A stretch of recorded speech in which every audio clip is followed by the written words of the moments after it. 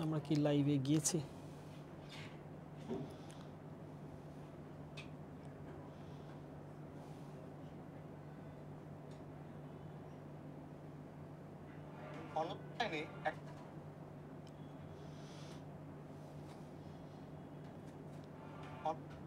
ওকে, আমরা লাইভে আছি।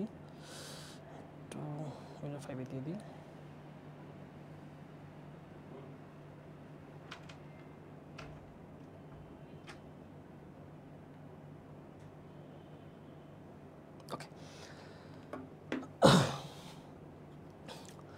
আসসালামু আলাইকুম প্রিয় শিক্ষার্থীরা, সবাইকে স্বাগতম জানাচ্ছি আমাদের ইংলিশ উইনার 5.0 কোর্সের ওরিয়েন্টেশন ক্লাসে। তোমরা সবাই আমাকে একটু জানাও কমেন্টে যে তোমরা আমাদেরকে দেখতে পাচ্ছ কিনা ঠিকঠাক মতো। আমরা দুইজন আছি এখানে, আমি আছি, সাথে তারিক ভাই আছে। আর আমাদের সাউন্ড শুনতে পাচ্ছি কিনা এটা একটু জানাও। হ্যাঁ, আজকে তোমাদের ওরিয়েন্টেশন ক্লাস অর্থাৎ উইনার 5 26 ও 27 ব্যাচের জন্য আমাদের যে কোর্সটা, ওইটার অফিসিয়াল যাত্রা আজকে থেকে শুরু হচ্ছে। পুরো যাত্রাটায় তোমাদেরকে কিভাবে আমরা আগলে রাখবো, তোমাদেরকে কিভাবে আমরা টেক্সট বই, গ্রামার, রিটেনের পার্ট সব কিছু পড়াবো, বোঝাবো, প্র্যাকটিস শিটগুলো তোমরা কিভাবে পড়বা, সব কিছু নিয়ে আজকে একটা বিস্তারিত আলোচনা হবে। কথা দিচ্ছি, এই একটা প্রোগ্রামের মাধ্যমে তোমাদের যে ইংরেজির ভিত্তিটা রয়েছে, যে রুলস ভিত্তিক, গ্রামার ভিত্তিক যেই ইংরেজি শেখা, সেই জায়গা থেকে বের হয়ে এসে একটা ল্যাঙ্গুয়েজ হিসেবে, ভাষা হিসেবে ইংরেজিকে শিখে তুমি যে এটাকে আয়ত্ত করতে পারবা, সেই আশ্বাস আমরা দিচ্ছি। সো সবাই একটু জানিয়ে দাও তোমরা কথা শুনতে পাচ্ছ কিনা। আমাদের সাথে বেশ অনেকজন মানুষ লাইভে যুক্ত হয়েছে ইতিমধ্যেই। তারেক ভাইয়া, আপনি একটু কথা বলেন, আপনাকে শুনতে পাচ্ছি কিনা একটু দেখি। হ্যাঁ, সবাই যারা এই লাইভ প্রোগ্রামে ইতিমধ্যে জয়েন করে ফেলেছো তাদেরকে ধন্যবাদ জানাচ্ছি ইংলিশ উইনার 5.0 এর পক্ষ থেকে। সো তোমরা একটা দুর্দান্ত জার্নির সাথে যারা ইতিমধ্যেই জয়েন করে ফেলেছো, অর্থাৎ এনরোল করে ফেলেছো, ইংলিশ উইনারের পক্ষ থেকে আন্তরিক ধন্যবাদ জানাচ্ছি। যারা এত কিছুর ভিড়ে, অনলাইনের এই যুগে অনেক কোর্সের ভিড়ে আমাদেরকে ইতিমধ্যেই যারা চুজ করে নিয়েছে, তাদেরকে আমি আবারও ধন্যবাদ জানাচ্ছি। এবং এই যে পছন্দ করা, এই যে আশা এবং আকাঙ্ক্ষা নিয়ে তোমাদের যে যাত্রা আমাদের সাথে শুরু হচ্ছে, সেইটা ইনশাল্লাহ বৃথা যাবে না। এবং আমরা দুজন এবং ইংলিশ উইনারের যাত্রা শুরু এর অনেক আগ থেকে আমি তোমাদের মানিক ভাইয়ের সাথে এই 5.0 এর মধ্যে দিয়ে যুক্ত হয়েছি।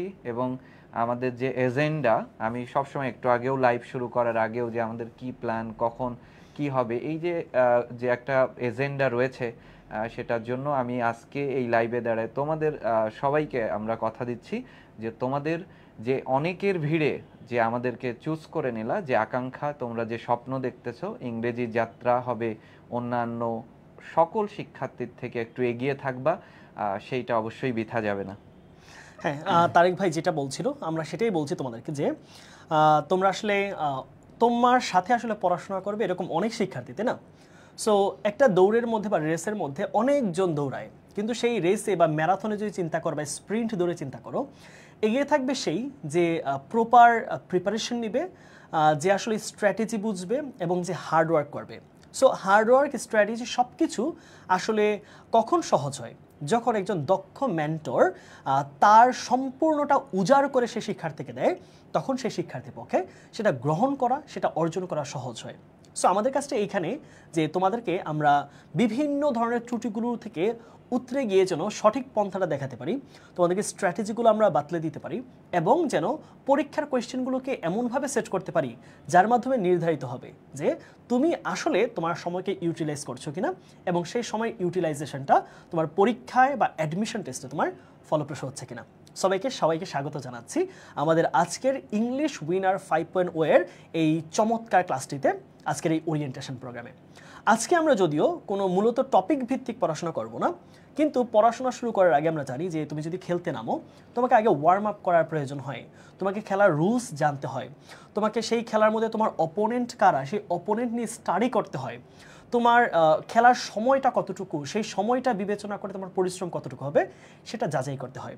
সো আজকে আমরা আমাদের সিলেবাস দেখব, রুটিন দেখব, ক্লাসের আমরা ম্যাটেরিয়াল কী কী আছে সেগুলো দেখব, এবং তোমরা এক্সাম কীভাবে দিবা, তোমাদের প্রবলেমগুলো কোন জায়গায়, সেই ব্যাপারগুলো নিয়ে আজকে আমরা আলোচনা করব। সো আমরা ধীরে ধীরে স্লাইডে চলে যাচ্ছি। আমাদের সাথে প্রায় 300 জন শিক্ষার্থী যুক্ত আছে। তোমরা একটা কাজ একটু করো, যারা তোমরা 26 ব্যাচের আছো তোমার তো কলেজের বন্ধুরা আছে রাইট, আবার 27 ব্যাচের আছো তোমাদেরও কলেজে অনেক বন্ধু আছে। সো তোমরা একটু নিজেদের বন্ধুদের গ্রুপে অথবা তোমাদের টাইমলাইনের মধ্যে ক্লাসটা শেয়ার করে দাও, এতে যেটা হবে তোমার মতো করে দেখবা আমাদের কোর্স ফিগুলো কিন্তু অনেক কম হয়। আমি সবসময় এটাতে ফোকাস করি কেন, কারণ অনলাইনে তোমরা যখন কোর্স কিনতে যাবা 1200 টাকা, 1500 টাকা, 2000 টাকা, আবার সাইকেল ভিত্তিক, ফার্স্ট পেপার একটা, সেকেন্ড পেপার আলাদা, আবার ফার্স্ট পেপারের 3টা ইউনিট, এরপরে সেকেন্ডে 3টা ইউনিট। আমরা এই জিনিসটা থেকে দূরে সরে আসতেছি। আমরা চাচ্ছি বন্দি পাঠশালা থেকে আমরা ইংলিশ উইনার থেকে এই ব্যবস্থাটা চেঞ্জ করতে যেন ইংরেজির প্রস্তুতিটা একদম প্রত্যন্ত অঞ্চলে পর্যন্ত খুব স্বল্প মূল্যে যেন তারা সুন্দরভাবে শেষ করতে পারে, যেন একেবারে মধ্যবিত্ত পরিবার বা নিম্ন মধ্যবিত্ত পরিবার তাদের সন্তানরা যেন ইংরেজি শিখতে পারে, তারা যেন কম্পিট করতে পারে সারা বাংলাদেশের শিক্ষার্থীদের সাথে। ওকে, সো আশা করব তোমরা একটু ক্লাসটাকে শেয়ার করে দিবা। আমাদের সাথে প্রায় 350 মতো শিক্ষার্থী যুক্ত আছে। আমরা চলে যাচ্ছি। হ্যাঁ, চলো আমরা আস্তে আস্তে বোর্ডে চলে যাই। বোর্ডে পুরো প্রেজেন্টেশন জুড়েই আমি এবং তারেক ভাই থাকবে। তারেক ভাই আসলে খুবই অভিজ্ঞ একজন শিক্ষক, মানে he is like my senior brother in my university. আমি ঢাকা ভার্সিটিতে পড়াশোনা করছি, তারেক ভাই আমার অনেক সিনিয়র। সো ভাইয়া অফলাইনে অনেক দিন পড়াচ্ছে, ভাইয়ার অনেক স্টুডেন্ট ঢাকা ভার্সিটি পড়াশোনা করতেছে। সো সেই জায়গা থেকে আমি বলবো যে তারেক ভাই একজন অভিজ্ঞ মানুষ, আর আমি তো অনলাইনে পড়াচ্ছি 3-4 বছর। সো সেই দুইটা জিনিস একসাথে হবে। আশা করছি যে কোনো জায়গায় তুমি পড়ো না কেন, তুমি অনলাইনে পড়ো বা অফলাইনে পড়ো, একবার যদি তুমি ইংলিশ উইনার টেস্টটা নাও তাহলে তুমি বুঝতে পারবে যে পার্থক্যটা কোন জায়গায়। ঠিক আছে, ওকে, আমরা ভাই একে একে আলোচনাগুলো আসি। শুরু করছি পরম স্রষ্টার নামে আমাদের আজকের এই প্রোগ্রাম। প্রথম প্রশ্ন, ইংরেজিতে এত খারাপ ফলাফলের কারণটা আসলে কি? আমরা একটু নোট করে করে বলি। ভাই আপনার পক্ষ থেকে শুরু করেন, ইংরেজিতে আসলে এত ফেল কেন করে স্টুডেন্টরা? ইংরেজিতে প্রথমত আমরা যদি আবিধানিক কথা বলি, আসলে সেটা হচ্ছে আমরা যেহেতু নন নেটিভ, আসলে ইংরেজির নেটিভ স্পিকার না, আসলে ইংরেজি সম্পর্কে আমাদের অধিকাংশেরই অনুভূতি আসলে খুব একটা ভালো না। এর মধ্যে আমরা দুইটা শ্রেণীর যেহেতু পড়াচ্ছি অনেক বছর ধরে, সেই অভিজ্ঞতা নিয়ে আজকে ইংলিশ উইনার আমরা হাজির হয়েছি। সেই জায়গা থেকে আমার কাছে মনে হয় আসলে স্টুডেন্টরা অনেকেই সঠিক গাইডলাইন তো পাচ্ছে না এবং নিজেকে বদলানোর আসলে সুযোগ পাচ্ছে না। সে গতানুগতিকভাবেই আসলে আগাচ্ছে একটা মেথডে, সবাই যেভাবে পড়তেছে সেও সেভাবে পড়তেছে, ভাষাকে আসলে ফিল করতেছে না, এটা একটা কারণ। এবং আরেকটি কারণ রয়েছে, বিশেষ করে আমরা যদি বলি সায়েন্সের স্টুডেন্টের ক্ষেত্রে, তাদের আসলে একাডেমিক প্রেশার অনেক বেশি, ফিজিক্স কেমিস্ট্রির এটা অনেক অনেক বেশি আসলে। এবং কমার্সের শিক্ষার্থীরাও, যাদের ইংরেজি ছাড়া আসলে উপায়ই নেই, বিশ্ববিদ্যালয়ে কোনো অপশনই নেই, এখানে খারাপ করলে আর কোনোভাবেই সুযোগ নেই, তারপরেও তারা কেন কোনো এক অজানা কারণেই গ্রুপের সাবজেক্টগুলো নিয়েই আসলে থাকে। এবং আর্টসের শিক্ষার্থীরা তুলনামূলকভাবে ইংরেজিকে বেছে নিয়েছে প্রধান সাবজেক্ট হিসাবে, কিন্তু ঠিক প্রধান সাবজেক্ট, তাদের যে প্রাইম সাবজেক্ট এটা, কিন্তু ওইটা তারা মনে প্রাণে বিশ্বাস করে, কিন্তু সেই বিশ্বাস অনুযায়ী আসলে তাদের কাজটা হয় না, একটা ভুল মেথডের মধ্যে দিয়ে যায়। এই কারণে ইংরেজিতে প্রতি বছরে একটা খুবই খারাপ রেজাল্ট হয়। ফলে দেখা যাচ্ছে যে খুব ভালো স্কোর করেছে এসএসসি এইচএসসিতে, কিন্তু ইংরেজিতে খারাপ করার কারণে বিশ্ববিদ্যালয়ে চান্স পেতে তাদের একটা বিড়ম্বনা তো রয়েছেও। এর পরেও যদি কেউ চান্সও পেয়ে থাকে, তাহলে ভালো সাবজেক্টের জায়গাটা কিন্তু সবসময় অধরাই থেকে যায়। সো তুমি একটু কন্টিনিউ করো। তারেক ভাই আসলে খুব কয়েকটা খুব ভালো পয়েন্ট বলছে। নন নেটিভ, রাইট? আমরা আসলে নেটিভ স্পিকার না, বা আমরা ব্রিটিশ না বা আমেরিকান না আমরা। সো সেই জায়গায় আমাদের একটা ভয়ের জায়গায় থাকে। আমরা বাংলা যেমন শিখেছি যে মায়ের মুখ থেকে শুনে শুনে কিন্তু আমরা বাংলা শেখা শুরু হয়েছে। মায়ের মুখ শুধু না, পরিবেশ, প্রকৃতি সবকিছু আমাদেরকে বাংলা শেখানোর জন্য একদম ঢেলে দিয়েছে। কারণ আমার পরিবেশ, প্রকৃতি, আমার আশেপাশে যারা আছে তারা প্রত্যেকে বাংলা বলে, কিন্তু ইংরেজি তো আমার আশেপাশে সবাই বলছে না যে আমি সহজে বুঝে ফেলবো। সেই জন্য আমাদের একটা বড় ধরনের ব্যারিয়ার কিন্তু এই জায়গায় আছে, ল্যাক অফ গাইডলাইন। হ্যাঁ, সঠিক গাইডলাইনটা পাওয়া খুব জরুরি। দেখো, আমি সবসময় এভাবে বলি জিনিসটা, ধরো তুমি ঢাকা থেকে শুরু করে তুমি হচ্ছে চট্টগ্রাম যাবা। হ্যাঁ, ঢাকার কমলাপুর স্টেশন থেকে তুমি চট্টগ্রাম যাবা। এখন তুমি এমন একজন ব্যক্তিকে জিজ্ঞেস করলা যে ভাই আমি চট্টগ্রাম কিভাবে যাব, সে আসলে নিজে কখনোই চট্টগ্রাম যায় নাই। সে বললো যে আপনি হচ্ছে কুড়িগ্রামের একটা টিকিট কিনেন, বাসে উঠে কুড়িগ্রাম যান, সেদিক দিয়ে ট্রেন যান। তাহলে জার্নিটা কিন্তু বরং কঠিন হলো তোমার জন্য, এবং তোমার এফোর্ট, তোমার সময় সব কিছু তোমার নষ্ট হবে সেই জায়গায় গিয়ে। বরং তোমার কিন্তু চট্টগ্রামের রাস্তা পরিপূর্ণ ভিন্ন। তাহলে সঠিক গাইডলাইনটা যদি না পাও, তুমি যদি ভুল গাইডলাইনে আগাও, তাহলে তোমার পরীক্ষা খারাপ করার সম্ভাবনা অনেক বেশি। আর এই যে তুমি যদি এইচএসসিতে খারাপ করো, টু বি ভেরি অনেস্ট, তোমার ভার্সিটি অ্যাডমিশন, সেটা ভার্সিটি হোক, সেটা মেডিকেল হোক, অথবা সেটা পরবর্তী যদি তোমার কোনো ইঞ্জিনিয়ারিংও হয়, সেইখানে গিয়ে তুমি খুব ব্যাক পেতে হবে। তোমার দেখবে যে তুমি সিজিপি, তোমার যে জিপিএটা আছে এইচএসসির, সেটা কম হবে, এবং জিপিএ কম হলে তোমরা জানো যে তোমাদের মেডিকেল অ্যাডমিশন টেস্ট অথবা ভার্সিটি অথবা ইঞ্জিনিয়ারিংগুলোতে কত বেশি প্রভাব ফেলে। বুঝে গেল? আমাদের ওরিয়েন্টেশন করতেছে আজকে, আসেন। আর এইখানে আরেকটা ব্যাপার হচ্ছে একাডেমিক প্রেশার। দেখো, সায়েন্সের শিক্ষার্থীদের ফিজিক্স, কেমিস্ট্রি, ম্যাথ, বায়োলজি, এই 4টা সাবজেক্ট তার মূলত থাকে, তাই না? এখন এই 4টা সাবজেক্টের প্রেশার, কমার্স স্টুডেন্টদের অ্যাকাউন্টিং আছে, ফিন্যান্স আছে, ম্যানেজমেন্ট আছে, মার্কেটিং আছে।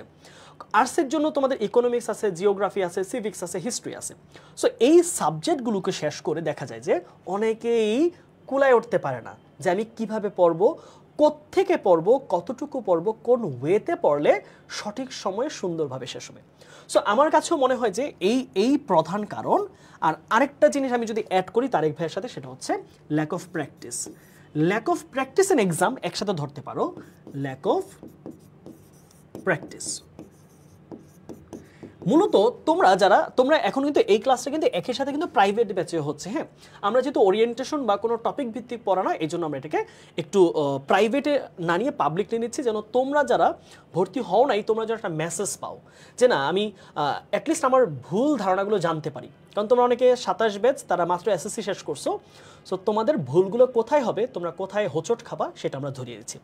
সো এই যে ল্যাক অফ প্র্যাকটিস, এনাফ পরিমাণ এক্সাম না দেওয়া, তুমি এনাফ পরিমাণ প্রশ্ন সলভ না করা, অ্যানালাইসিস না করা।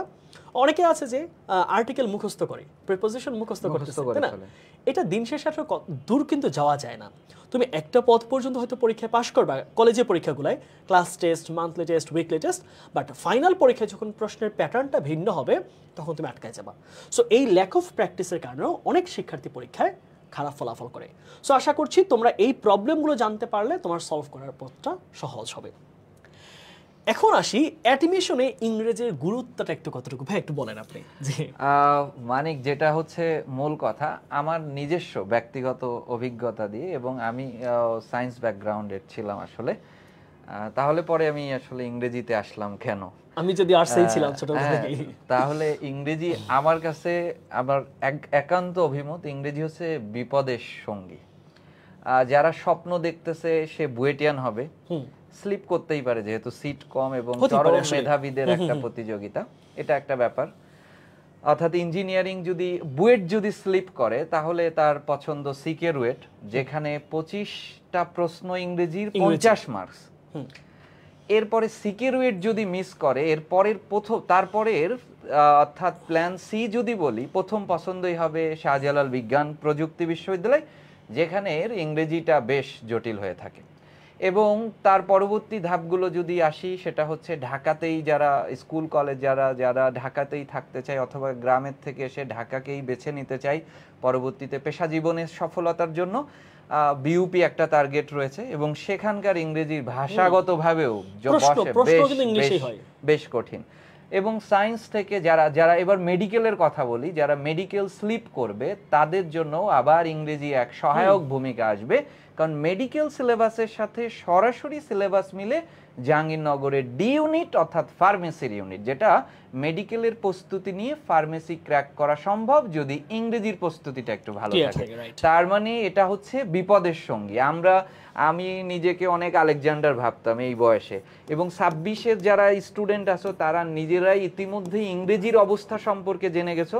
কলেজে একটা বিভৎস রেজাল্ট করেছে অধিকাংশই, যে মানুষটি এসএসসিতেও 80-90 না পেলে ইংরেজিতে খুবই সন্তুষ্ট তো হতোই না, একটা কান্নার রোল পড়ে যেত, আমি কেন 90 পেলাম না। ঠিক মাত্র 6 মাস পরের পরীক্ষায় সেই মানুষটি 50 থেকে 55 আর 60 পেয়েই, এটা আমি যদি বলি নটরডেমের হাইয়েস্ট মার্কস। আমার কাছে কিছু টপাররা রয়েছে স্টুডেন্টদের সাথে যারা আমার কাছে পড়ে, ওইভাবে দেখি 70 মার্কস হচ্ছে হাইয়েস্ট আমি দেখছি।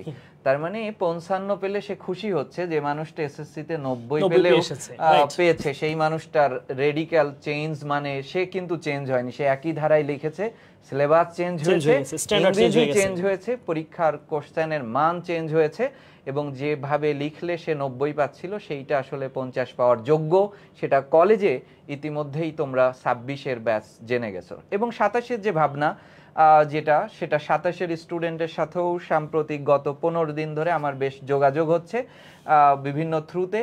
তাদেরও যে ওই যে ইংরেজিতে আলটিমেটলি আমি তো পারতাম, আমি তো আমার গার্ডিয়ানসদের এক ধরনের কথাবার্তা আমি এই 15 দিনে শুনেছি, আমার ছেলে মেয়ের তো ইংরেজির কোনো সমস্যাই নেই, সে তো 100 পেয়েছে, দুটোতে 98 করে পেয়েছে, মাত্র 15 দিন পরে নটরডেম হলি ক্রসের ভর্তি পরীক্ষা সে 4 পাস পাবে।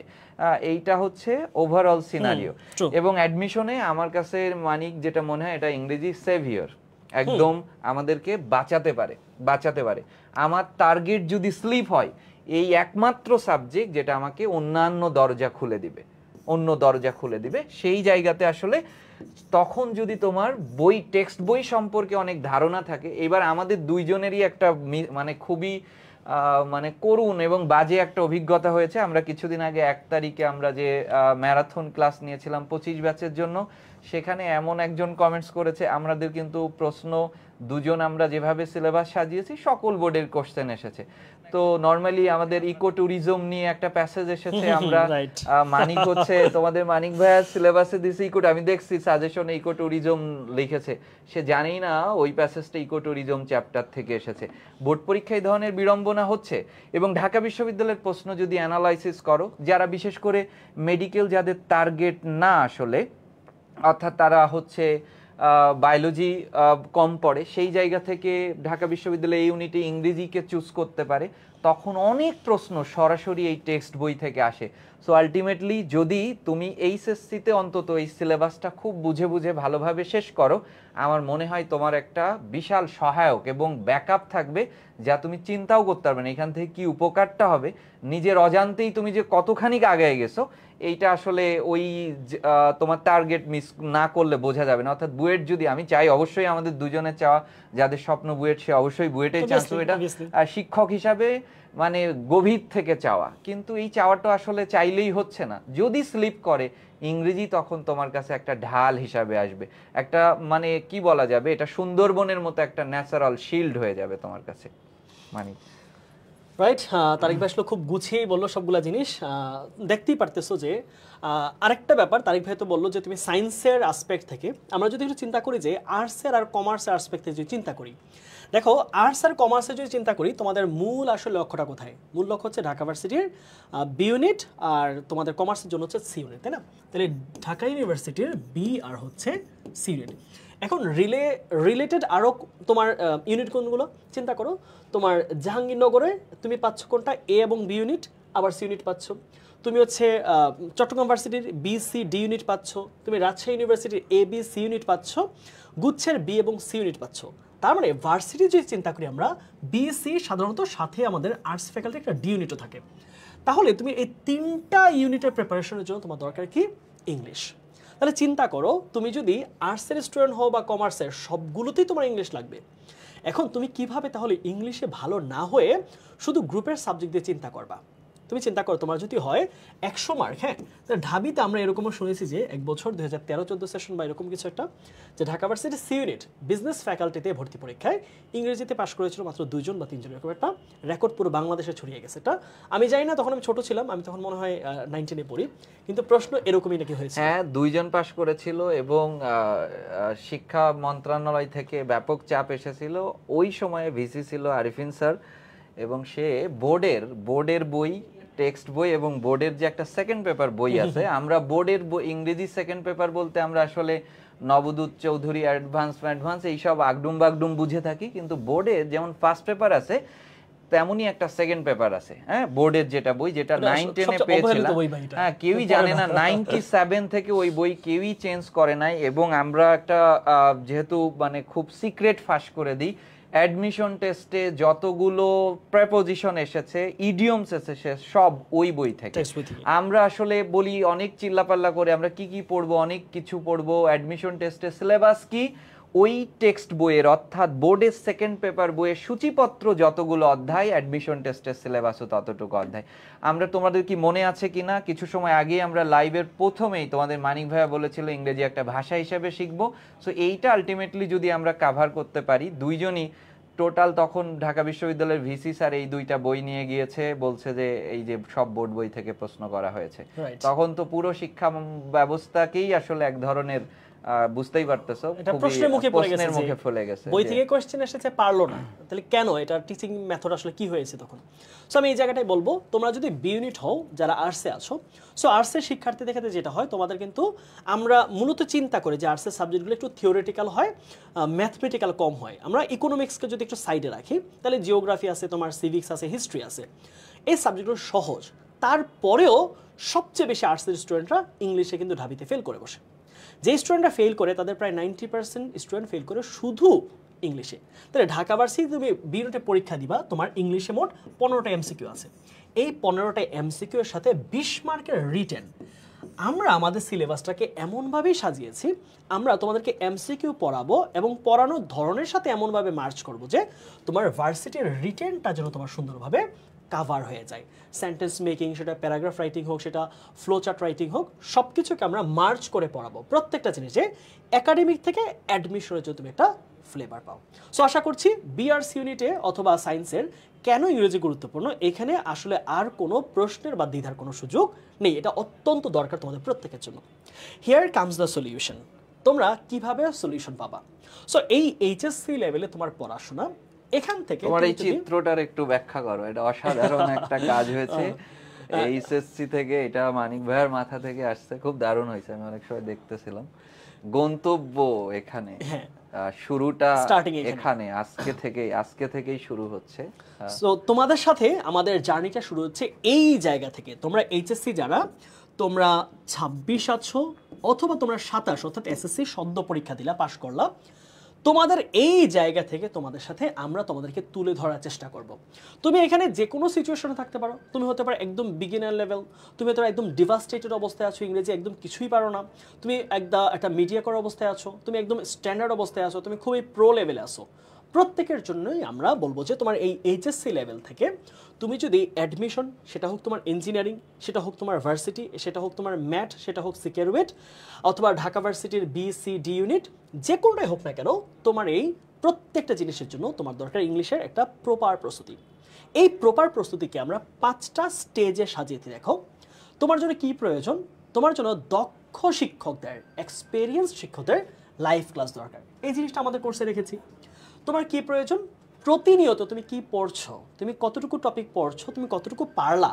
শুধু তো ক্লাস করলে হবে না, তোমাদের জন্য লাইভ ক্লাস করাইলো তারেক ভাইয়া, ক্লাসগুলো সুন্দরভাবে রেকর্ডের আকারে ওয়েবসাইটে আছে, তোমাকে দাগিয়ে দাগিয়ে PDF পড়াইলো সুন্দরভাবে, ওইটাও ওয়েবসাইটে আছে, তুমি পড়লা না। এতে তোমার ক্ষতি কতটুকু হলো সেটা বোঝার জন্য, বা তুমি কতটুকু পড়লা, প্রত্যেক সপ্তাহে ইভ্যালুয়েশন টেস্ট। এটা প্রত্যেক উইকে আমাদের ফ্রাইডেতে রেখেছে। হ্যাঁ, প্রত্যেক উইকলি ফ্রাইডেতে হবে, অর্থাৎ আমাদের সপ্তাহে 3 দিন ক্লাস এবং শুক্রবারে তোমাদের পরীক্ষাটা হবে। এখন আসো প্র্যাকটিস শিট। এবছর আমরা যেটাকে খুবই স্ট্যান্ডার্ড একটা কাজ বলতেছি, একদম রেভলিউশনারি প্র্যাকটিস শিট। এই প্র্যাকটিস শিটকে আমরা কিভাবে সাজাচ্ছি দেখো। তারেক ভাই, আপনার সাথে আমার মনে আছে কথা হচ্ছিল যে ভাইয়া এই বছর প্র্যাকটিস শিটকে আমরা একাডেমি থেকে অ্যাডমিশন নিয়ে যাব।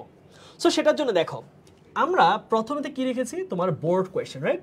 বোর্ড কোয়েশ্চেন, এই ফুল লিখি, বোর্ড কোয়েশ্চেন। ওকে, অর্থাৎ বিগত 17-18 সাল থেকে 25 সাল পর্যন্ত যেই 8টা বোর্ডে পরীক্ষা হয়েছে, এই বোর্ডের মধ্যে কোন প্রশ্নগুলো বেশি ইম্পর্টেন্ট, রিপিট হওয়ার সুযোগ রয়েছে এবং তুমি প্র্যাকটিস করাটা ইম্পর্টেন্ট তোমার জন্য, আমরা বোর্ড কোয়েশ্চেন সাজিয়েছি। দ্বিতীয় ধাপে সাজিয়েছি 2025-এর টেস্ট পরীক্ষার কোয়েশ্চেন, টেস্টের কোয়েশ্চেন। অর্থাৎ টেস্টে যেই ধরো হচ্ছে বিভিন্ন ক্যাডেট কলেজগুলায় বা ক্যান্ট কলেজগুলায় বা সারা বাংলাদেশে যে কলেজগুলো আছে, নটর ডেম অথবা হলি ক্রস, মাইলস্টোন যেগুলো আছে, তাদের টেস্ট পরীক্ষায় কেমন কোয়েশ্চেন করে। সো তুমি ইজিয়ার থেকে টাফার সকল কোয়েশ্চেন আমরা এখানে, বেটার কোয়েশ্চেন যেগুলো অর্থাৎ তোমার প্র্যাকটিস করতে হবে সেগুলো রেখেছি। সবচেয়ে মজার ব্যাপার, 3 নাম্বার আমরা যুক্ত করেছি এবছর ম্যাট অ্যান্ড ভার্সিটি কোয়েশ্চেন। আচ্ছা, এখানে মোট আমরা 12টা প্র্যাকটিস শিট তোমাদেরকে দিব, 12টা গ্রামার টপিকের। ধরো ব্যাপারটা কীরকম, তুমি ধরো তোমাকে আমরা মডিফায়ার পড়ালাম অথবা ন্যারেশন পড়ালাম। এখন ন্যারেশন তুমি কনসেপ্ট বুঝলা, সকল রুলস বুঝলা, ক্লাসের মধ্যে বুঝলা, এখন তুমি তো বাসায় প্র্যাকটিস করতে হবে। এখন তোমাকে তারেক ভাইয়া 2টা লেকচার নিল, সব কিছু মনে হইলো পারি, বাট তোমাকে নিজে প্র্যাকটিস করা প্রয়োজন। এখন প্র্যাকটিস করতে গেলে মনে হচ্ছে বোর্ড কোয়েশ্চেনগুলো একটা গাইডে ভালো দেওয়া, টেস্ট পেপারের জন্য আরেকটা গাইড কিনতে হচ্ছে, মেডিকেল অ্যাডমিশনের জন্য একটা গাইড কিনতে হচ্ছে, ভার্সিটি কোয়েশ্চেন বোঝার জন্য আরেকটা গাইড কিনতে হচ্ছে, এই সবগুলো ঝামেলাতে যেতে হবে না, এই খরচটা তোমার করা লাগবে না। সো সবগুলোকে সংগ্রহ করে রেফারেন্স সহ উত্তর সহ আমরা এই 12টা টপিকের 12টা প্রিমিয়াম প্র্যাকটিস শিট দেবো, এবং এগুলো করলে তোমার একাডেমিক এবং ওই টপিকের অ্যাডমিশন তোমার কভার হয়ে যাবে। সো আশা করতেছি ভাই এবছর আমরা, এটা আমাদের জন্য বেশ রিস্কি একটা জার্নি ছিল, তবে এইটার উপর কাজ করে বেশ মজা পাইছি আমি। অর্থাৎ এইগুলো যখন তোমরা প্রিন্ট করে নিবা, ধরো একটা 20 পেজের বা 25 পেজের প্র্যাকটিস শিট, তখন দেখবা তোমার কাছে একটা ইংলিশে বই হয়ে গেছে পুরোপুরি, বুঝছো? এটা সুন্দরভাবে শেষ করবা। তারপর কি লাগে তোমাদের জন্য? Doubt solve. এটা কি? ধরো ভাই তারা হচ্ছে কোথাও পড়তেছে, তার একটা ন্যারেশনের প্রবলেম মনে হচ্ছে, এখানে সেট কেন দেওয়া, এখানে টোল দেওয়া তো দরকার ছিল। সো এটা সুন্দর করে তুমি জাস্ট মার্ক করে, এটা টাইপ করে হতে পারে, ছবি তুলে হতে পারে, স্ক্যান করে হতে পারে, তুমি জাস্ট আমাদের গ্রুপ দেওয়া আছে ডেডিকেটেড, ওই গ্রুপে আপলোড করবা, আমি বা তারেক ভাই অথবা আমাদের সাথে যারা আরও সাপোর্টিং হ্যান্ড আছে তারা তখন তাৎক্ষণিকভাবে এটা সমাধান দেবে। এখানে তোমার পড়াশোনা আরও তড়িৎ হবে, আরও স্পিডি হবে জিনিসটা। আর last of all medical and varsity question analysis. দেখো তুমি কোথাও, আমি তোমাকে খুবই কি বলবো চ্যালেঞ্জ করে বলতে পারি, বাংলাদেশের কোনো ইংলিশ কোর্সে আমি এখনো পর্যন্ত আমার চোখে পড়ে নাই যে একাডেমিক কোর্সে মেডিকেল এবং ভার্সিটির কোয়েশ্চেন সলভ করাই দিচ্ছে। অর্থাৎ ধরো আমি তোমাদেরকে একটা টপিক পড়ে কমপ্লিটিং সেন্টেন্স এখন, বা রাইট ফর্ম অফ ভার্ব, এই রাইট ফর্ম অফ ভার্বতে অ্যাডমিশনও খুবই ইম্পর্টেন্ট, সাবজেক্ট ভার্ব ইউনিট থেকে প্রশ্ন আসে। সো আমরা একাডেমিকের প্রশ্ন সলভ করার সাথে সাথে মেডিকেলে আসা প্রশ্ন, ভার্সিটিতে আসা প্রশ্ন এই টপিকের ক্লিয়ার করে দিব। তো তুমি চিন্তা করো, তুমি বাকি 100 জন স্টুডেন্টের চেয়ে তুমি অনেকটা আগে থাকতেছো। ভাই এটা নিয়ে কিছু বলেন আপনি। অনেক আগে থাকবা। যেমন আমরা যদি টেক্সট বইয়ের অধ্যায়গুলোর কথা বলি, আমি ইউনিট 2 এর কথা বলি, নতুন বইয়ের যেটা ফোক মিউজিক, এই ফোক মিউজিক অর্থাৎ হোয়াট ইজ বিউটি এর যে চ্যাপ্টারটা রয়েছে, হোয়াট ইজ বিউটি এর চ্যাপ্টারটা শুরু হয়েছে কি, চ্যাপ্টারটা শুরু হয়েছে এটা হোয়াট ইজ বিউটি দিয়ে, অর্থাৎ জন কিটসের একটা অড অন গ্রিসিয়ান আর্ন লেখা থেকে নেওয়া হয়েছে। তো এইটা যখন আমি পড়লাম, আমাদের এই কোর্সের বৈশিষ্ট্য রিডিং পড়া এরকম না, সেখানে ব্যাকরণগত ব্যাপার তো বোঝাবই, ওইটুকের মধ্যে প্যারালেল স্ট্রাকচার আছে, অর্থাৎ আমরা তখনই সাজাবো ওই অধ্যায়ের সাথে ইউনিভার্সিটিতে বা মেডিকেল অ্যাডমিশন টেস্টে প্যারালেল স্ট্রাকচার থেকে কতগুলো প্রশ্ন এসেছে। খুব বেশি প্রশ্ন আসে নাই, 10-12টা প্রশ্ন হবে। তো তখনই তুমি আমাদের প্র্যাকটিস শিটে থাকলা বা ওই ক্লাসের স্লাইডে থাকলো যে এই অধ্যায়ের সাথে কি সম্পৃক্ত। এরপরে চলে এসেছে, ঠিক তারপরেই আসছে she walks in beauty, lord বায়রনের একটা বিখ্যাত কবিতা, এবং এমিলি ডিকিনসনের একটা বিখ্যাত কবিতা আছে আই ডাইড ফর বিউটি। এই যে ডাই ফর, তাই না, ডাই নিয়ে আমরা কত প্রেপোজিশন এসেছে সেটা নিয়ে আমরা আলোচনা করব। ঠিক আছে, সেই প্রশ্নগুলো থাকবে স্লাইডে, থাকবে প্র্যাকটিস শিটে থাকবে। ঠিক এইভাবে টেক্সটের সাথে আমরা ঠিক সেই জায়গাটায় টেক্সটের কোন অংশ থেকে প্রশ্ন এসেছে ওই লাইনটা পড়ানোর সময়, যেমন আমরা এডুকেশন অ্যান্ড টেকনোলজি নিয়ে যদি পড়ি, সেখানে এমবেডেড কোশ্চেনের অনেক উদাহরণ রয়েছে, যেটা মেডিকেল অ্যাডমিশনের মানে সিলেবাসের প্রথম ধাপের যদি বলা হয় যে একটা প্রশ্ন এই জায়গা থেকে আসে, তাহলে সেইটা আমরা কোথা থেকে শিখবো? আবার কি তারপরে আমাদের শেখার ওই সময় না, আমাদের টেক্সটের শুরু থেকেই, শুরুর ইউনিটগুলোতেই রয়েছে। ঠিক আছে, এভাবে আমাদের প্রত্যেকটা অধ্যায় সাজানো রয়েছে, এবং তুমি চিন্তা করতে পারবে না, আমাদের যে একটা রয়েছে এনভায়রনমেন্টের উপরে একটা লেসন রয়েছে, সেখান থেকে ঢাকা বিশ্ববিদ্যালয়ের রিটেনে কত কোশ্চেন, শুরু থেকেই রিটেন থেকে ওয়াটার এভরিহোয়ার, অর্থাৎ স্যামুয়েল টেইলর কোলরিজের রাইম অফ অ্যানসিয়েন্ট মেরিনার থেকে কি পরিমাণ প্রশ্ন এসেছে। তার মানে টেক্সটের বাইরে কিছু না, এই জন্যই টেক্সটটাকে এভাবে আসলে গুছায় দিব, এবং ওই অধ্যায় থেকে কোন ধরনের প্রশ্ন এসেছে, আগে এসেছে, যদি না আসে তাহলে সম্ভাব্য কনসেপ্ট কি হতে পারে, সেই ব্যাপারগুলো আমরা তুলে ধরবো। ঠিক আছে, যা বাংলাদেশের এডটেকে আসলে অন্য ইংরেজি কোর্সে তুমি আসলে পাবা না, কখনোই না। এটা এখনো পর্যন্ত তুমি এটা কম্পেয়ার করে দেখতে পারবা, তোমরা কম্পেয়ার করে দেখতে পারবা যে আমাদের ক্লাসের কন্টেন্ট, আমাদের প্র্যাকটিস শিট, এগুলো আর এক্সাম। হ্যাঁ, এক্সামের একটা মজার ব্যাপার বলি, অনেক জায়গায় আমি দেখেছি ভাই যেটা হয়, প্র্যাকটিস শিটে যে এমসিকিউগুলো দেয় সেম কোয়েশ্চেন দিয়ে হচ্ছে পরীক্ষা নিচ্ছে, এতে তো খুব বেশি লাভ হচ্ছে না। প্র্যাকটিস শিট তোমার প্র্যাকটিস করার জন্য কোয়েশ্চেন, আর তোমার এক্সামে থাকবে তোমাদের আলাদা কোয়েশ্চেন। তার মানে তুমি প্রত্যেকটা জিনিসে যে উইকলিতে এক্সাম দিচ্ছ, এটা 2 স্টেপে এক্সাম দিবা। তুমি প্র্যাকটিস শিটে তোমার নিজের প্র্যাকটিস করবা, আর তোমরা যেই তোমাদের উইকলি এক্সামগুলো দিবা প্রত্যেক সপ্তাহে, ওই এক্সাম হবে আলাদা কোয়েশ্চেন সেটে। তার মানে তুমি তো 2বার নিজেকে যাচাই করার সুযোগ পাচ্ছ। তারপরে মান্থলি এক্সাম আছে আমাদের, 6টা মান্থলি এক্সাম। ওই মান্থলি এক্সামে আবার তুমি ডিফারেন্ট কোয়েশ্চেন পাবা, ওই একই কোয়েশ্চেন না। সাবজেক্ট ফাইনালে গিয়ে দেখবে আবার ডিফারেন্ট কোয়েশ্চেন। সো ভিন্ন ভিন্ন কোয়েশ্চেন তোমার মধ্যে ওই পুরো চ্যাপ্টারটাকে শেষ করা হবে। সো আশা করছি এই ব্যাপারটা আমাদের ক্লিয়ার। আমরা একটু এবছর মোটামুটি তোমাদের সাথে কিন্তু ইংলিশের জার্নি কীভাবে হবে বা কতক্ষণ থেকে হবে সব কিছু শেয়ার করলাম।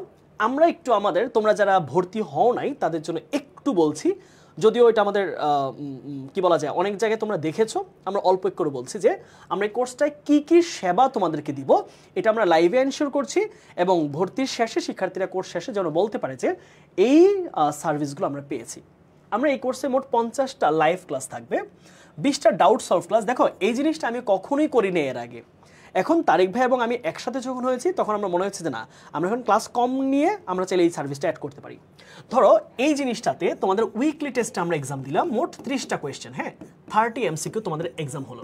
তাহলে তোমাদের 3টা লেকচারের উপর তোমাদের উইকলি টেস্টটা হচ্ছে। এখন প্রশ্ন হচ্ছে ভাইয়া এই উইকলি টেস্টে কোয়েশ্চেনটা আমরা অনেকেই বলে ভাইয়া যে পরীক্ষা নিছেন এই পরীক্ষার কোয়েশ্চেনটা যদি একটু বুঝাই দিতেন তাহলে আমাদের জন্য মনে হয় একটু ভালো হইতো। সেই জন্য তোমাদের ক্লাসের যে সিস্টেমটা করেছি, ক্লাস সিস্টেমের বাইরে গিয়ে আমরা এবার এই উইকলি টেস্টের প্রত্যেকটা, মানে 20টা উইকলি টেস্ট হবে, প্রত্যেকটার আবার কোয়েশ্চেনগুলোকে আমরা ডাউট সলভ করে দিব। অর্থাৎ কি এই 30টা কোয়েশ্চেনকে আমরা আবার লাইভে সলভ ক্লাস নিব। সো 50টা পাচ্ছ টপিক ভিত্তিক ক্লাস, 20টা পাচ্ছ তোমার এক্সামের কোয়েশ্চেনের অ্যানালাইসিস ক্লাস। বোঝা গেল? তারপর আসি আমরা 12টি medical plus varsity analysis class. এগুলো তো ব্যাপারগুলো এরকম না যে এইটার ভিতরে না, এই 50টার বাহিরে 20টা, এরপরে এক্সট্রা কয়টা আছে আমাদের 12টা ক্লাস। এই 12টা ক্লাস আলাদা হবে, আলাদা রুটিনে হবে, এবং এই 12টা ক্লাস হবে হচ্ছে শুধুমাত্র টপিক ভিত্তিক মেডিকেল আর ভার্সিটি অ্যাডমিশনের প্রশ্ন অ্যানালাইসিস ক্লাস। এইটা তুমি খুঁজো, তুমি কোথাও যে পাও কিনা তুমি খুঁজে দেখো, তুমি খুঁজে দেখতেই পারো যে কোথাও একাডেমিক একটা কোর্সের মধ্যে মেডিকেল বা ভার্সিটি তুমি যদি এটা পাও, সার্ভিস যদি পেয়েও থাকো, তাহলে কোর্স ফি হবে 2000 থেকে 2500 টাকা। আমি কম বলছি যদিও, অথবা 1200 টাকা অথবা 1500 টাকা একটা সাইকেল ফার্স্ট পেপার। হতে পারে এটা ফার্স্ট পেপার, হতে পারে এটা second paper, but first paper second paper সাথে প্র্যাকটিসের সাথে মেডিকেল ভার্সিটি কোয়েশ্চেন অ্যানালাইসিস, এরপরে কোর্স ফি এতটুকু, এটা আমার মনে হয় ভাই তারা কোথাও পাবে বলে আমরা আসলে স্টুডেন্ট বান্ধব বলতেই পারি। এটাই আমরা সবসময় চেষ্টা করছি, কথাই না কারোর, আমরা এটাই চেষ্টা করছি আমরা যেন স্টুডেন্ট বান্ধব থাকতে পারি। এবং আমি সবসময় বলি তোমাদের একটা আমি ভিডিও তোমাদের কাছে গিয়েছে যে প্রতি মাসে 1000 টাকা করে খরচ করতে হয়, সেই জায়গায় আমরা এত কমের মধ্যে এতগুলো সার্ভিস তোমাদেরকে এনশিওর করব। কমন উপযোগী অ্যানালাইসিস সাজেশন, এইটা যেটা হয় তোমরা বিভিন্ন কোর্সে ভর্তি হলে তোমাদের এই সাজেশনটা দেয় কখন জানো? এইচএসসি পরীক্ষা 2 মাস আগে। আমরা যেটা করবো, আমরা কোর্স শুরুর 2 সপ্তাহের মধ্যে দিব। কোর্স শুরুর 2 সপ্তাহের মধ্যে তোমরা 26 ব্যাচ সাজেশন পেয়ে যাবা। তুমি রিটেনের জন্য কি কি পড়বা, কারণ তোমাকে তো প্যারাগ্রাফ, ধরো আমরা টেকনিক বলে দিব, কোন কোন পয়েন্টগুলো আলোচনা করবো বলে দিব, বাট প্যারাগ্রাফ মুখস্থ কিন্তু আমি করবো না। করবো আমি করলে তোমার কি লাভ হবে? লাভ হবে না। সো সেই জায়গায় তুমি কিভাবে পড়বা এই সাজেশন আমরা দিব। সাথে রয়েছে 20টি উইকলি ইভালুয়েশন টেস্ট, এইটার সাথে কিন্তু মিল রয়েছে। দেখো এই যে ডাউট সলভ 20টা, উইকলি টেস্ট কিন্তু 20টা। সো এই টেস্ট, এই হচ্ছে সলভ ক্লাস। 6টি মান্থলি এক্সাম, এটা এক্সাম আলাদা, 2টি পেপার ফাইনাল একদম কোর্সের শেষে, এবং ডেডিকেটেড ডিসকাশন গ্রুপে তোমরা প্রতিনিয়ত এই সেবাটা আমাদের পাবা। সো একটু আমরা চলে আসি ক্লাস হবে কি বারে। এইটা একটা প্রশ্ন সবারই জানার জায়গা আছে যে ক্লাস কি বারে হবে। দেখো ক্লাসগুলো যদি সন্ধ্যায় রাখি, তোমরা বিকালে রাখতে অনেকে বলেছো, কিন্তু বিকালে অনেকেই কিন্তু অফলাইনে তোমরা অনেকেই পড়াশোনা করো, অথবা কলেজ থেকে এসে কিন্তু টায়ার্ড হচ্ছে। এটা কি জানো শনিবার কলেজ খোলা থাকবে, সো এখন একটা প্রেসার থাকবে। হ্যাঁ, শনিবারে কিন্তু এই যে বন্ধের তো অব্যাহত করে দিয়েছে, হ্যাঁ এটা ওপেন থাকবে, সেটা মাথায় রেখেই আসলে জাস্ট একদম ক্লাস করতে আসবা, যাতে একটা তুমি যেভাবে শ্রেণীকক্ষে প্রবেশ করো একেবারে ফ্রেশ হয়ে, ঠিক ওইভাবেই, সেই জন্যই এই সময়টা আসলে দেওয়া হয়েছে, যাতে তুমি একদম এনার্জেটিক থাকো। রেস্ট টেস্ট নিয়ে কলেজে যেহেতু একদিনের আরো তোমার রুটিন বেড়ে যাচ্ছে, একটা প্রেশার থাকবেই, সেই জায়গা থেকে মুক্তির জন্য আসলে এই রবি মঙ্গল বৃহস্পতি। আচ্ছা, এক্ষেত্রে যেটা হয়েছে তোমাদেরকে একটু বলি, তোমরা অনেকে বলো তানভীর ভাই টাইমের সাথে মিলতেছে না। তোমাদের তানভীর ভাই ক্লাস হচ্ছে শনি সোম বুধ, আর আমরা নিচ্ছি রবি মঙ্গল বৃহস্পতি, বুঝছো? এই জন্য তোমরা যারা আমাদের বাংলা ব্যাচ কোর্সে আছো, বাংলা ব্যাচের সাথে টাইম কনফ্লিক্ট হবে না, আমরা রেখেছি রবি মঙ্গল বৃহস্পতি, বোঝা গেল? সো আশা করছি টাইমে প্রবলেম হবে না। এবং এই টাইমটা এজন্যই রেখেছি যে আমাদের বেশিরভাগ কোর্সগুলো হয় সন্ধ্যা থেকে। সো আমরা সেই জায়গা থেকে বেরিয়ে এসে একদম ঠান্ডা মাথায় তোমাদের 10টা থেকে ক্লাস হবে এবং আশা করছি আমাদের ক্লাসগুলো হবে 1.5 ঘন্টা ডিউরেশনে। হ্যাঁ, আমরা মোটামুটি একাডেমিক ক্লাসগুলোকে সর্বোচ্চ 1.5 ঘন্টা ডিউরেশনের মধ্যে আমরা কমপ্লিট করার চেষ্টা করি, যদি না সেটা এক্সট্রা অর্ডিনারিলি কোনো বড় ক্লাস হয় আর কি। ঠিক আছে, আমরা 10টায় ক্লাস করব এবং এই টাইমটা খুবই ঠান্ডা মাথায় ক্লাস করবা তোমরা। ঠিক আছে, ওকে। ক্লাসগুলো কোথায় হবে? ক্লাসগুলো হবে ফেসবুকে প্রাইভেট গ্রুপের মধ্যে ক্লাস হবে। যারা এনরোল করেছো তাদেরকে ইতোমধ্যেই আমাদের প্রাইভেট গ্রুপে যুক্ত হচ্ছে। মজার ব্যাপার জানো তোমরা, ইতোমধ্যেই আমাদের আজকে ওরিয়েন্টেশন আমাদের 450+ স্টুডেন্ট যুক্ত হয়েছে। সো এটা একটা সুন্দর জিনিস যে আমাদের কোর্সের ক্লাস এখনো শুরু হয়নি, ওরিয়েন্টেশন আজকে আমরা অফিসিয়ালি শুরু করছি। সো আজকে পর্যন্ত আমাদের 400+, আশা করা যাচ্ছে আজকেই, যেহেতু আমাদের আজকে অফারটা আছে, আজকে 500 স্টুডেন্ট হয়ে যাবে। আমরা একটু কোর্স প্ল্যানটা দেখব, বানানে ভুল করেছে, কোর্স প্লেন না, কোর্স প্ল্যান। ওকে, একটু আমরা যদি দেখি আমরা কোর্স প্ল্যানটা সাজিয়েছি। তোমরা অনেকে কোর্স প্ল্যান দেখতে চাও যে ভাই আমরা ফার্স্ট পেপারের কোন কোন প্যাসেজগুলো পড়বো আর কোনগুলো চাইলে আমরা একটু স্কিপ করতে পারি। সো তুমি যদি টেক্সট বইয়ের প্রত্যেকটা লাইন পড়তে যাও, ভাইয়া কয় মাস লাগবে বলেন তো? টেক্সট বই যদি ধরে ধরে প্রত্যেকটা লাইন পড়তে যাও অনেক সময় লাগবে, সেটা কোনো প্ল্যানিং এর মধ্যে আসলে বা এটা আসলে লজিক্যালও কি না, লজিক্যালও না, এটা হচ্ছে একটা ব্যাপার। তুমি অফলাইনেও যদি পড়ো তোমার পুরো টেক্সট বইয়ের প্রত্যেক লাইন পড়ার দরকারও নাই, তুমি পড়বাও না, কারণ ওইখান থেকে প্রশ্ন আসে না। এই বছর আমরা যে 34টা-35টা প্যাসেজ আগের আমরা মোটামুটি 15-16টা মানে আমরা দিয়েছিলাম সাজেশনে, এবং সেখান থেকে সবগুলো বোর্ডে সবগুলো টপিক কমন আসছে। সো 35টা থেকে 15টা দেওয়া গেলে আমরা সেখানে এভাবে গুছিয়েছি। সো লেকচার ওয়াইজ আমরা একটা ভাগ করেছি, এটা তোমরা একটু পড়ে নিবা, এটা আমি মুখস্থ আর পড়ছি না। এখানে ফার্স্ট পেপারে আলাদা লেকচার প্ল্যান দিয়েছি, সেকেন্ড পেপারে আলাদা লেকচার প্ল্যান আছে। দেখো আমরা education and technology, civic engagement এটা আগের সিলেবাসে ছিল। What is beauty, folk music, art যেহেতু বড় প্যাসেজ 2টা ক্লাসে রেখেছি। ক্রাফট, মিথস অফ বেঙ্গল এটা আমরা 2টা একই টপিকে রেখেছি। The legend of Gazi, Khana, great women বড় প্যাসেজ 2টা। Coal miners, Frederick Douglass, what is a dream, dream in poems. তারপর আছে এই হচ্ছে আমরা মোট 26টা লেকচার রেখেছি আমরা ফার্স্ট পেপার উপর।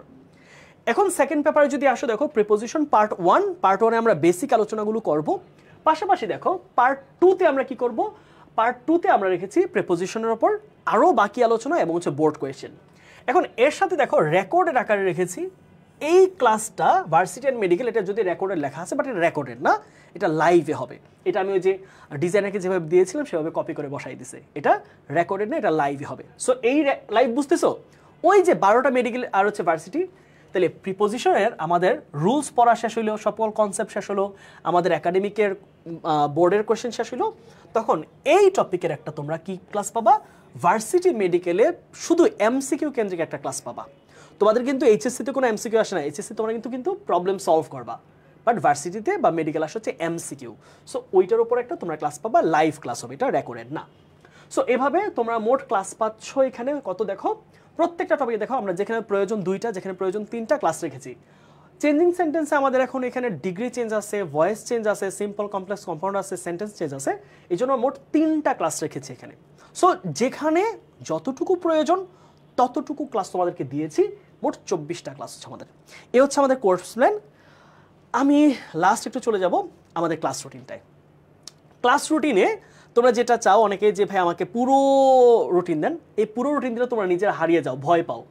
আমরা ফেজ আকারে ভাগ করেছি। প্রথম ধাপ 1-এর রুটিনে আমরা শুধু আমাদের আজকে থেকে শুরু করে অগাস্ট মাসের কার্যক্রমটা তোমাদেরকে দিয়েছি, সবাই একটু বুঝে নাও। হ্যাঁ দেখো, ডেট অ্যান্ড ডে, তারিখ এবং দিন সবকিছু দিন সহ দেওয়া আছে। এই রুটিনটা তোমরা প্রিন্ট করে পড়া টেবিলে গুছিয়ে রাখবা।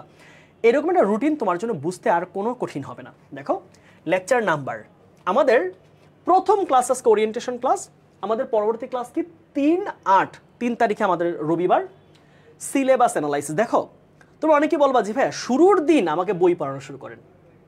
এখন ভাইয়া একজন যদি সিলেবাসটাই না বুঝে সে আসলে কতটুকু আগাবে, কি করতে হবে, পরীক্ষায় কিভাবে লিখতে হবে, সিলেবাস সম্পর্কে ধারণা না থাকলে আসলে সেটা সম্ভব না। এই জন্যই একটা ক্লাস রাখা হয়েছে সিলেবাস অ্যানালাইসিসের উপরে, যাতে তুমি তোমার সিলেবাসটা খুব স্পষ্ট, এবং সেকেন্ড পেপারের সিলেবাস তো এখনো অনেকের কাছেই নতুন, অনেক কিছুই জানো না, কি আসবে, তোমার টেক্সট বইও চেঞ্জ হয়ে গেছে, কোথা থেকে পড়তে হবে, এবং প্রত্যেকটা প্রশ্ন লেখার ধরন সবই আসলে এই সিলেবাস অ্যানালাইসিসের মধ্যে থাকবে। ঠিক আছে, এবং এরপরের ক্লাসটা সম্পর্কে একটু বলো। Exam system and reading strategy খুবই গুরুত্বপূর্ণ।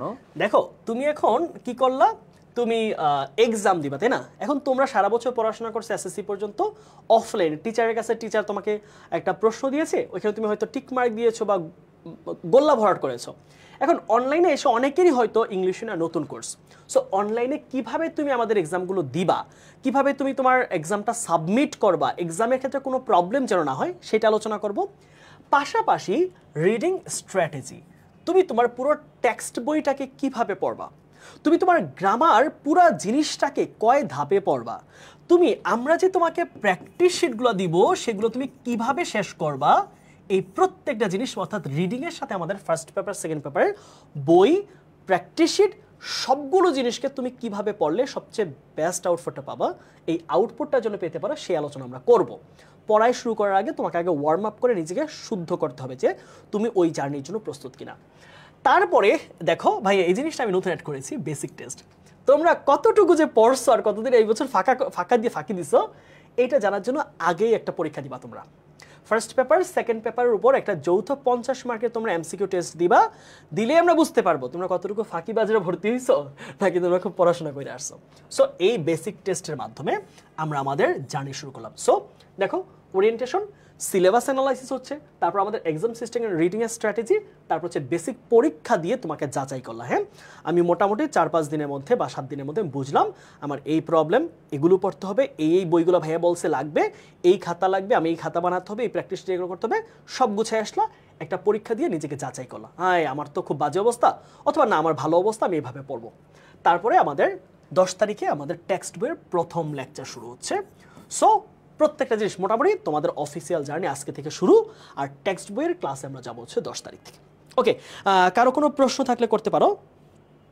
বিকালে ক্লাস নেন স্যার, আমরা বললামই বিকালে তোমাদের ক্লাস এমন হয়ে যাবে যে তোমাদের অডিয়েন্স অনেক কম থাকবা এবং তোমরা কলেজ থেকে এসে তোমরা আসলে খুব অ্যাংজাইটিতে থাকবা, তোমরা অনেক টায়ার্ড থাকবা, তোমরা উইক থাকবা, ওই টাইমে আসলে ক্লাস আমরা আসলে ব্যক্তিগতভাবে এটা চাই না যে তুমি কোর্স কিনে রেখে দিলে, এইটা চাই না আসলে, এইটা কোনোভাবেই কাম্য না আসলে, বুঝতে পারছো? অনেকের মধ্যে এই প্রবণতা রয়েছে। তাহলে তো তুমি যাতে ক্লাসের সাথে আমাদের সাথে তোমাদের একটা ভালো অ্যাটমোস্ট গুড ফেইথ থাকুক, হ্যাঁ, ক্লাসে উপস্থিতি থাকবে, একটা প্রাণবন্ত ক্লাস হওয়ার জন্য শুধু টিচাররা আমরা যারা আছি তাদেরই না, তোমাদেরও একটা স্বতঃস্ফূর্ত অংশগ্রহণ থাকবে, যেটা বিকেলে ক্লাস হইলে আসলে ঢাকার স্টুডেন্টরা ক্লাস করতেই পারবে না, একেবারেই পারবে না।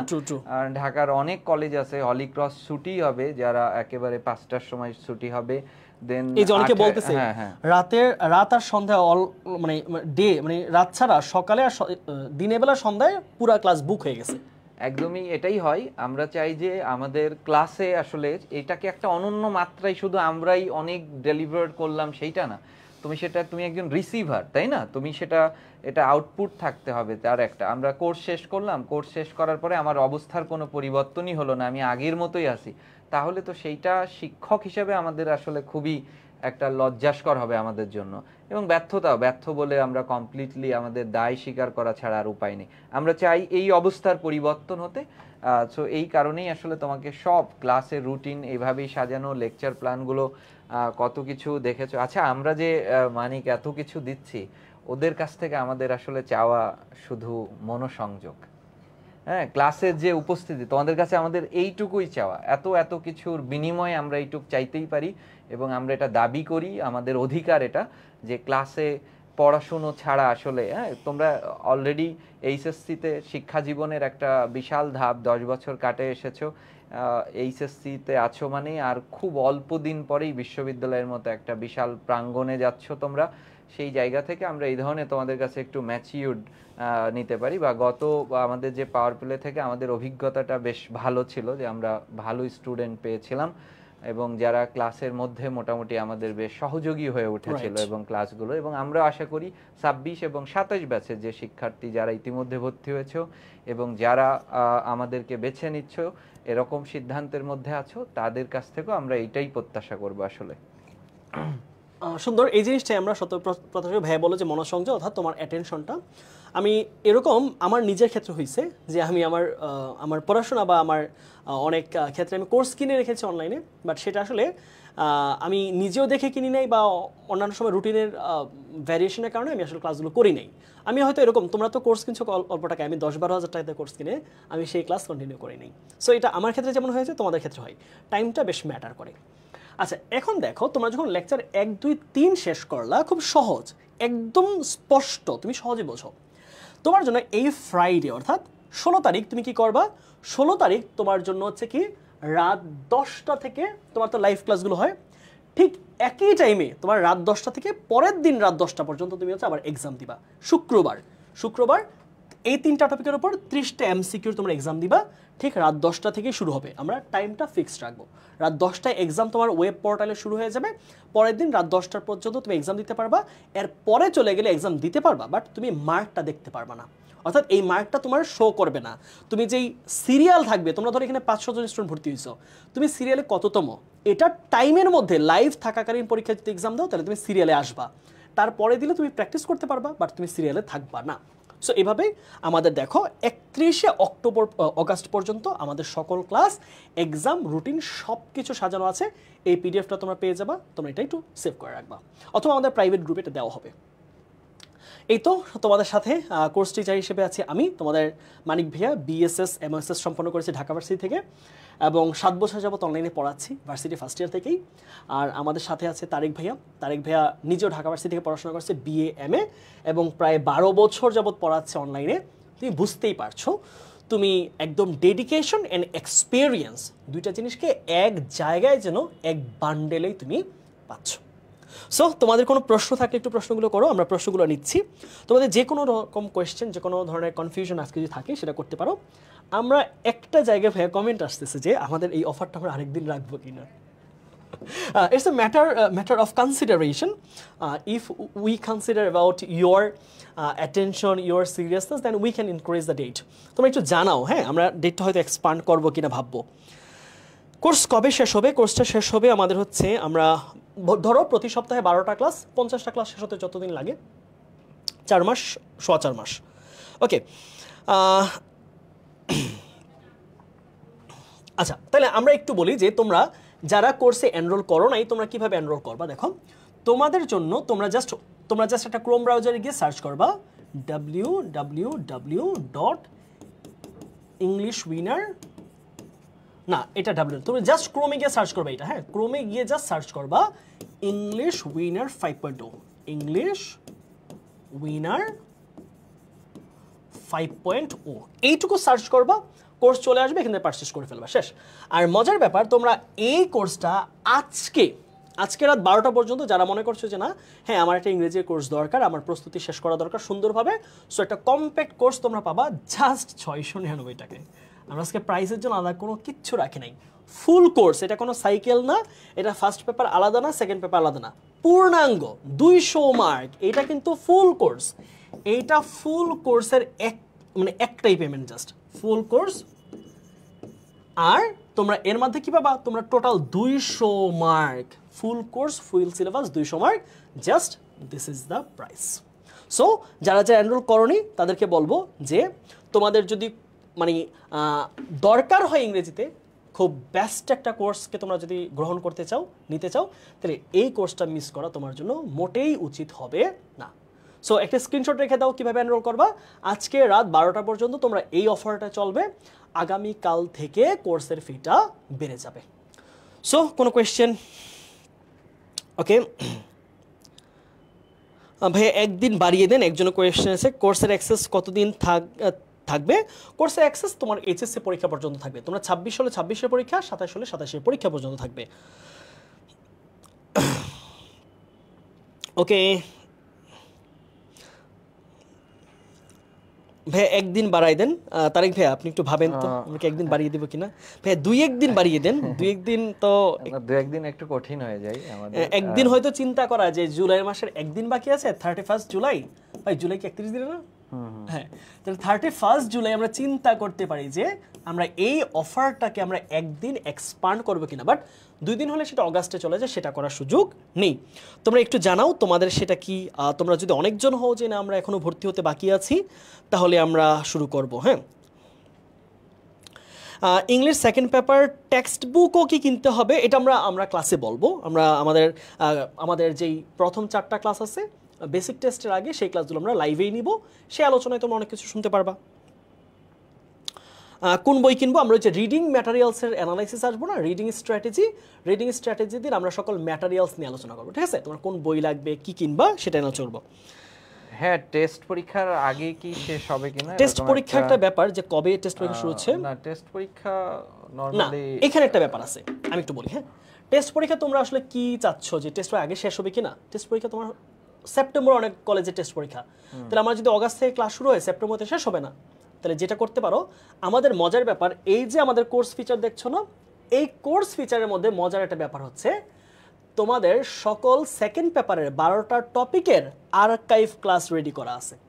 তোমরা যারা চাচ্ছ যে আমি শুরুতে সবগুলো গ্রামার পড়ে ফেলে পরীক্ষা ভালো করব, তার জন্য সুযোগ আছে। কোর্সে ঢোকার সাথে সাথে গত বছর ভাইয়া উইনার 4 এর মধ্যে যে গ্রামারের ক্লাসগুলো নিয়েছি, এই গ্রামারের 12টা টপিকের ক্লাস তোমরা এখানে পাবা। সো এইটা করতে পারো যে টেস্ট পরীক্ষার আগে তুমি গ্রামার সব শেষ করে ফেলতে পারো, বাট টেক্সট বই আমাদের রুটিন অনুযায়ী শেষ হবে, ইউনিট বাই ইউনিট।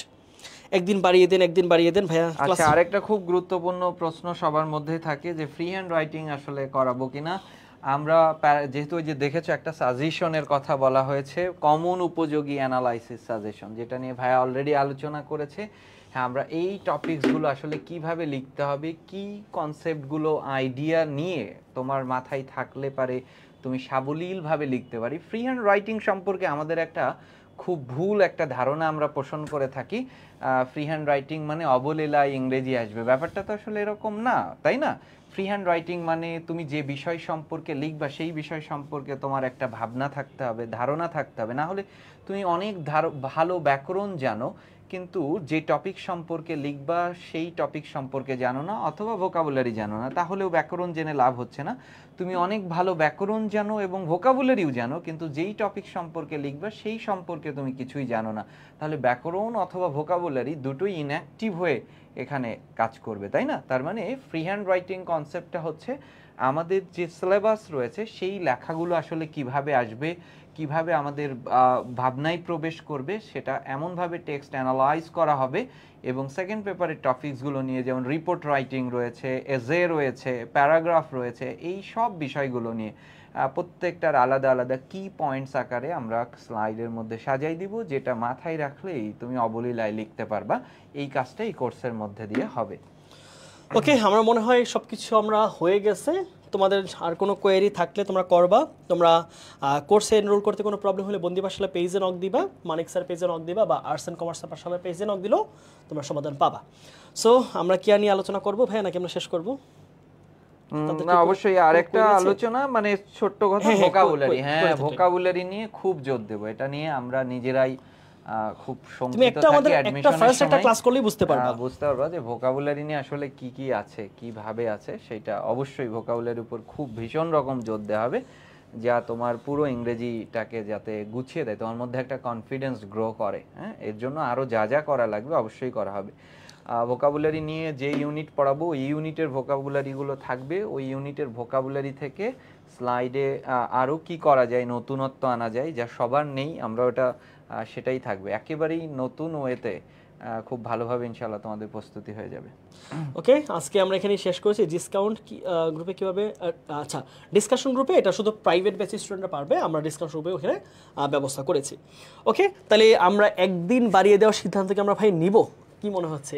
এইটা স্টুডেন্ট বান্ধব, আমরা অনেক এমনি আসলে যে কোর্স ফি রাখা হয়েছে আসলে এত কিছুর এগেইনস্টে, সেইটা অনেক অনেক স্যাক্রিফাইস করা হয়েছে আমাদের পক্ষ থেকে। তারপরে তোমার উপরে আমি ছেড়ে দিলাম পুরো কোর্সের সে ডিজাইন, কিন্তু তোমাদের মানিক ভাইয়ের করা অসাধারণ করছে।